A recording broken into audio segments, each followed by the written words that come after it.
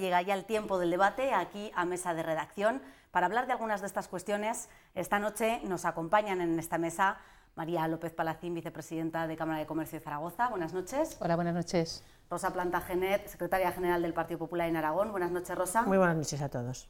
Adolfo Barrena, portavoz de Izquierda Unida en las Cortes de Aragón. Adolfo, buenas noches. Hola, buenas noches. Y Alejandro Lucea, periodista. Alejandro, buenas noches, bienvenido a Mesa de Redacción. Hola, buenas noches. Vamos a ver, a comenzar ya con el análisis. Vamos a empezar hablando de la situación por la que pasa el Real Zaragoza. Ayer dimitió el Consejo de Administración del club después de tan solo 10 días en su cargo. La razón que han esgrimido estos ya ex consejeros es que no se había producido la cesión completa de la gestión por parte de Agapito Iglesias. Bueno, ¿qué es lo que ha pasado en estos 10 días de gestión? Lo que estamos viendo, la gestión de este señor es catastrófica.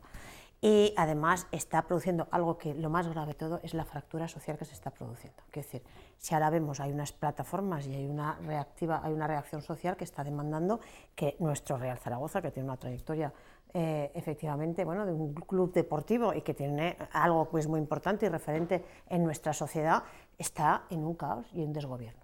Y estoy de acuerdo contigo con algo que has dicho, que era de dónde aparece esta problemática, cómo empezó esta problemática. Y has hecho una comparativa con el anterior responsable de Real Zaragoza, el señor Solans, que bueno, estaba gestionando, pero hay algo que hizo que se metió la política por medio, una intención de dirigir este club, y que a lo mejor, bueno, por lo que ha salido, el señor Marcelino Iglesias tenía allí unos intereses, o permitió que se produjeran unos intereses, y se produjeron unos avales desde el Gobierno de Aragón, y se metió la política dentro de algo que no tenía que haber existido. La verdad es que entristece mucho el verlo, ¿no? Y te aburres severanamente y te cabreas muchísimo por estar ahí y ver que no hay ningún revulsivo. O sea, que es que tú vas porque pagas un espectáculo que quieres ver, que además pues el deporte tiene otra faceta más también quizás que no la tienes con otro tipo de espectáculos, ¿no? Y sobre todo algo tan masivo como el fútbol.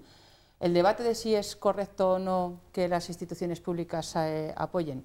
Bueno, yo creo que de todos es conocido que aquellos equipos de fútbol que están en la cúspide, tanto a nivel nacional como a nivel europeo, reportan a sus ciudades algo que de otra forma es muy difícil, y dan una marca que de otra forma es muy difícil. Bueno, yo empezaré diciendo que sí que había alguien que decía algo cuando se daban esas subvenciones desde el Gobierno de Aragón, y ese alguien era Izquierda Unida, y era concretamente este portavoz de Izquierda Unida que ha votado en contra siempre de las subvenciones a los deportes de élite y al Zaragoza, y a los avales al Zaragoza, tanto en lo que venía directamente del Gobierno de Aragón, vía Departamento de Presidencia, como en lo que venía de la Corporación Aragonesa de Radio y Televisión, y era un único voto el que había en contra. Lo digo por aquello de que vale que Marcelino Iglesias, al señor Iglesias Agapito, tal, pero los avales y los 35 millones de dinero público a una sociedad anónima deportiva ha sido con el voto favorable de más partidos, no solo el del señor Iglesias, también estaba el del señor Biel y el del Partido Popular y todos. Por lo tanto, eso dejémoslo. Yo me parece desafortunado decir que lo que ha pasado con el Zaragoza es lo mismo que con el Ayuntamiento de Zaragoza y que con el tal. No, me parece muy desafortunado porque no es lo mismo, en absoluto. Yo no he entrado en el debate de si es bueno o no dar dinero público. No he entrado en ese debate. Yo único que he dicho es que el dinero público que se ha dado la ha gestionado muy mal, que es una cosa absolutamente distinta, es diferente. Yo tampoco he dicho que solo Marcelino Iglesias le dio el dinero. He dicho que fue una operación impulsada por el grupo, no por Marcelino Iglesias, sino por el grupo de fontaneros de Marcelino Iglesias. Y eso es evidente, eso es evidente. El dinero público salió con el voto favorable de más partidos. Que sí, que lo sé. Que lo sé, vale, no, lo digo porque... Que estoy de acuerdo. Y luego también te digo otra cosa más. Yo también te digo otra cosa más. A mí el Zaragoza me ha costado como contribuyente una parte de 35 millones de euros. A mí también. A mí los errores políticos... Que soy contribuyente. A mí los errores también. de gestión política, de la gente que se va de la política y no tiene una responsabilidad, me cuesta mucho más dinero, mucho más. Pero se la pides a quien la tiene. Hombre, claro, en general. No a la política en general, no a los políticos. Y he hablado del gobierno, a quien la tiene. Yo he hablado del Gobierno de Aragón, del Ayuntamiento de Zaragoza y las empresas públicas, es lo que he hablado. O sea, no he hablado de la clase política, he hablado en concreto de tres. Porque yo como contribuyente, o sea, soporto una presión fiscal brutal. Porque recibo muy poco a cambio. Vamos a hablar de presupuestos, los presupuestos de Aragón. Hoy se han presentado esa modificación de los presupuestos como consecuencia de la reorganización del equipo de gobierno en Aragón, según el consejero José Luis Saz, no ha afectado a las grandes cifras del presupuesto, han sido solo modificaciones técnicas. Bueno, ¿debían de procederse de esta manera, hacer esta modificación, o debía de haberse aprovechado para hacer una modificación más profunda? Rosa.